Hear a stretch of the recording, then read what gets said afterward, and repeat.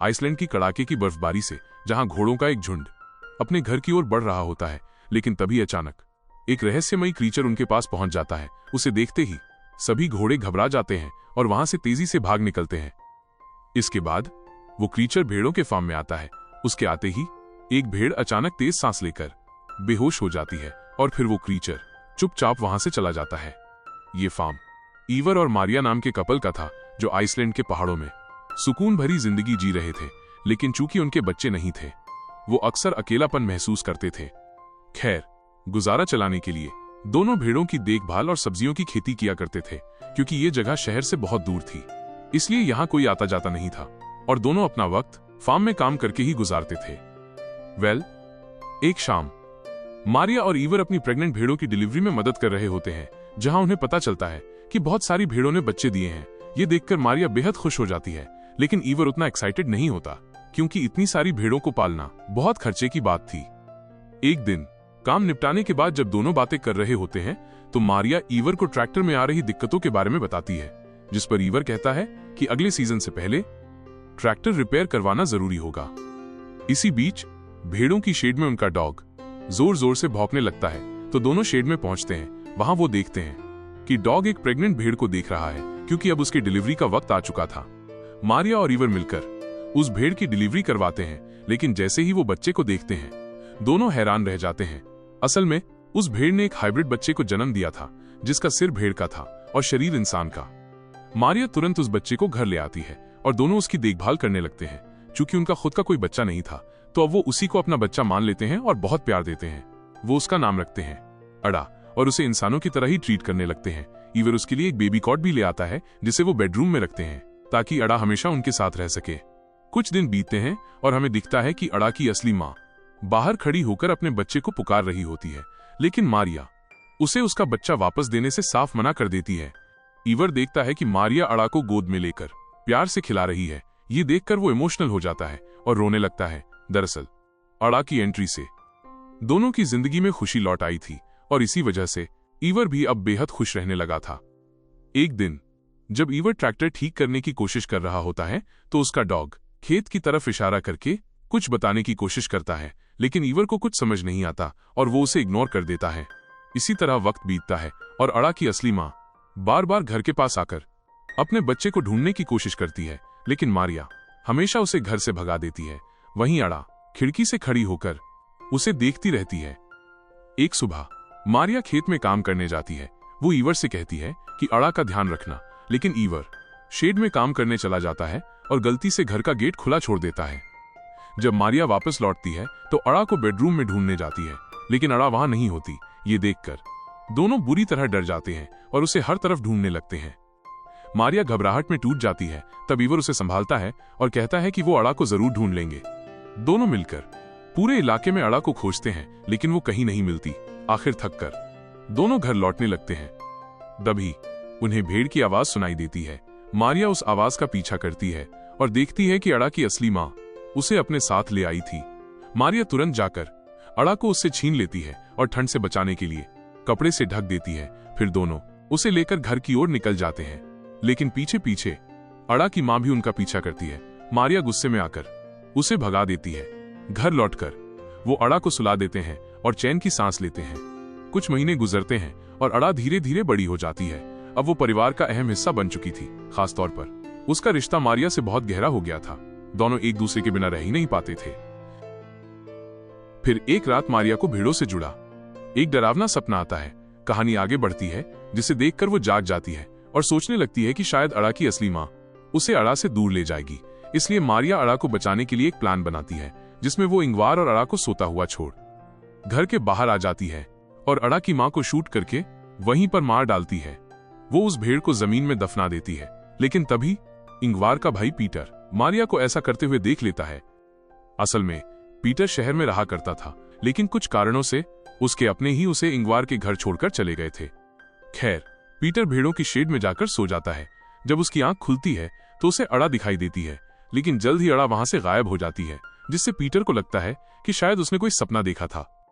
सुबह होने पर पीटर इंगवार से मिलता है। इंगवार उसे देखकर बहुत खुश हो जाता है, क्योंकि पीटर काफी समय बाद यहाँ आया था। इसके बाद इंगवार उसे घर के अंदर लाता है और मारिया से नाश्ता बनाने को कहता है। जब सब लोग नाश्ता करने बैठते हैं तब वहां अड़ा भी आ जाती है।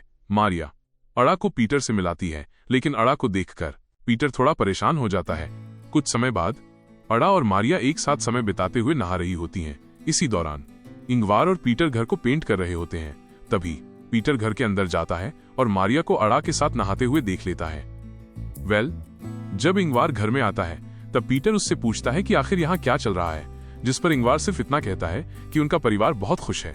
रात में मारिया अड़ा को पीटर के पास लाती है और उसे अपने अंकल से गुड नाइट कहने को कहती है। तब पीटर एक बार फिर इंगवार से अड़ा के बारे में बात करने की कोशिश करता है, लेकिन इंगवार कहता है कि वो इस बारे में बात नहीं करना चाहता। साथ ही वो पीटर से कहता है कि तुम यहाँ जब तक चाहो रह सकते हो, लेकिन हमारे पर्सनल लाइफ में कोई भी दखल मत देना। यहाँ मारिया इंगवार से पूछती है कि आखिर पीटर कितने दिनों तक यहाँ रुकेगा।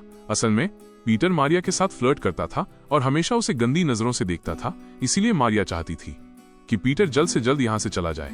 लेकिन इंगवार कहता है कि पीटर यहाँ कुछ समय तक रहेगा, क्योंकि वो अक्सर उन लोगों से बचने आता है जिनको उसे पैसे लौटाने होते हैं। अगली सुबह तीनों मिलकर खेत में आलू लगा रहे होते हैं। उनका डॉग अड़ा की देखभाल कर रहा होता है, लेकिन अड़ा उस डॉग को डरा देती है। दूसरी तरफ तीनों एक ब्रेक लेते हैं। इसी दौरान पीटर मारिया से फ्लर्ट करने लगता है, लेकिन मारिया उसे दूर कर देती है।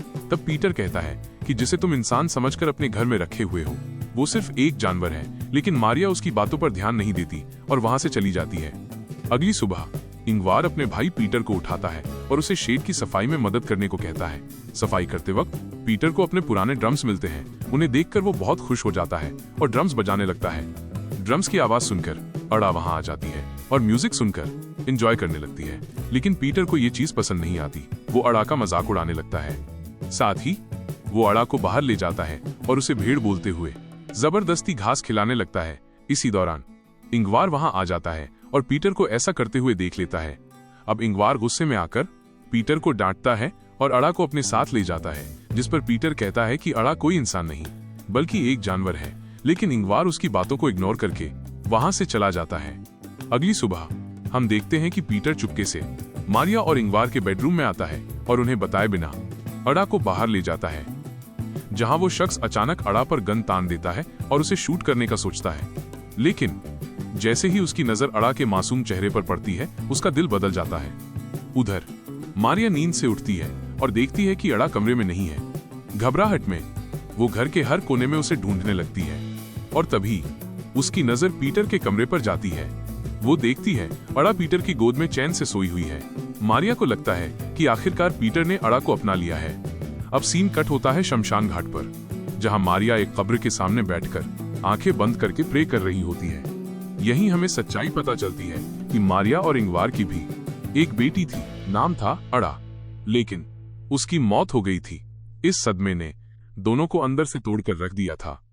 इसीलिए जब उन्हें ये हाइब्रिड भेड़ का बच्चा मिला तो उन्होंने उसी का नाम अड़ा रख दिया और उसे अपनी बेटी की तरह अपनाया।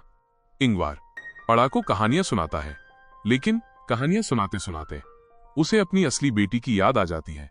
उसकी आंखें भर आती हैं, आवाज रुक सी जाती है। मारिया उसके पास आती है और उसे सांत्वना देती है। असल में ये दोनों अपने बेटी की मौत का दोष खुद को देते थे। इसी गलती ने उनके बीच दीवार खड़ी कर दी थी, लेकिन अड़ा के आने के बाद ये दीवार धीरे धीरे गिरने लगी थी। इधर पीटर भी अब अड़ा को पसंद करने लगा था। वो उसे घुमाने ले जाता, हंसाता, खिलाता। इंगवार और मारिया को भी खुशी होती कि पीटर ने अड़ा को दिल से अपना लिया है। एक दिन पीटर अड़ा को मछली पकड़ने ले जाता है। वो उसे अपने और इंगवार के बचपन की बातें बताता है, लेकिन वापसी में उनका ट्रैक्टर खराब हो जाता है। काफी कोशिश करने के बाद भी ट्रैक्टर नहीं चलता। मजबूर होकर पीटर उसे वहीं छोड़ देता है और अड़ा को लेकर घर लौट आता है। रात को सब डिनर करते हैं, फिर टीवी पर गेम देखते हैं, लेकिन उनकी टीम हार जाती है। सबका मूड बिगड़ जाता है।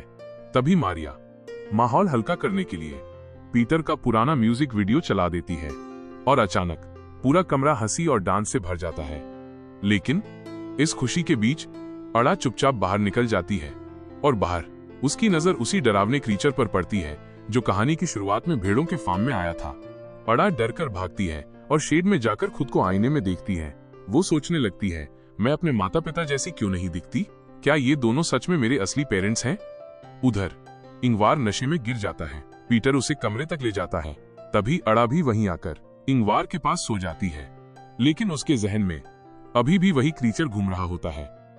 इसी बीच पीटर मारिया के पास आता है, धीरे धीरे उसे छूता है और फ्लर्ट करने लगता है। मारिया उसे झटक देती है और सख्ती से मना करती है। तब पीटर धमकी देता है, मुझे पता है तुमने अड़ा की असली मां को मार डाला है। अगर मेरी बात नहीं मानी तो मैं सब कुछ अड़ा को बता दूंगा। मारिया मजबूर हो जाती है, लेकिन मौका पाते ही वो पीटर को एक कमरे में बंद कर देती है। पीटर जोर जोर से चिल्लाता है, दरवाजा खोलो, लेकिन मारिया अनसुना कर देती है और वहां से चली जाती है। सुबह मारिया पीटर को कहती है कि अब वो घर छोड़ दे। पीटर मान जाता है। मारिया उसे बस स्टॉप तक छोड़ने जाती है। इधर इंगवार उठता है, पत्नी और भाई को खोजता है, लेकिन जब दोनों नहीं मिलते तो वो अड़ा के साथ अकेले ही नाश्ता करता है। फिर दोनों ट्रैक्टर लेने निकलते हैं। रास्ते में मारिया पीटर को समझाती है, अड़ा हमारे लिए भगवान का तोहफा है, उसी की वजह से हम अपनी जिंदगी फिर से जी सकते हैं।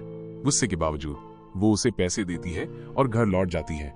इधर इंगवार अड़ा को रास्ता समझाता है कि अगर वो कभी खो जाए तो घर कैसे पहुंचे। दोनों ट्रैक्टर तक पहुंचते हैं, लेकिन मशीन ठीक नहीं होती। मजबूरन इंगवार अड़ा को लेकर वापस लौटता है। घर पहुंचकर मारिया सोचती है अब सब कुछ ठीक हो जाएगा, लेकिन उसे इंगवार और अड़ा कहीं नहीं दिखते। और तभी एक जोरदार गोली की आवाज गूंजती है। मारिया डरकर फार्म की ओर दौड़ती है और वहां उसका दिल दहल जाता है। इंगवार जमीन पर पड़ा है, उसकी गर्दन से खून बह रहा है और सामने खड़ा है वही क्रीचर। ये क्रीचर आधा इंसान और आधा भेड़ है। यही अड़ा का असली पिता है। इसीलिए अड़ा को पहले से शक हो रहा था कि मारिया और इंगवार उसके असली पेरेंट्स नहीं हैं। अब वो क्रीचर अड़ा का हाथ पकड़कर उसे अपने साथ ले जाने लगता है। अड़ा छूटकर इंगवार की तरफ दौड़ना चाहती है, लेकिन क्रीचर उसे कसकर पकड़ लेता है। अड़ा रोते रोते अपने पालक पिता को देखती रह जाती है। तभी मारिया वहां पहुंचती है। इंगवार को मरा देखकर वो जोर जोर से रोने लगती है। अब उसके पास कुछ भी नहीं बचा था। वो पूरी तरह अकेली हो चुकी थी और कहानी के अंत में मारिया अपनी आखिरी उम्मीद भी खो देती है। धीरे से अपनी आंखें बंद कर लेती है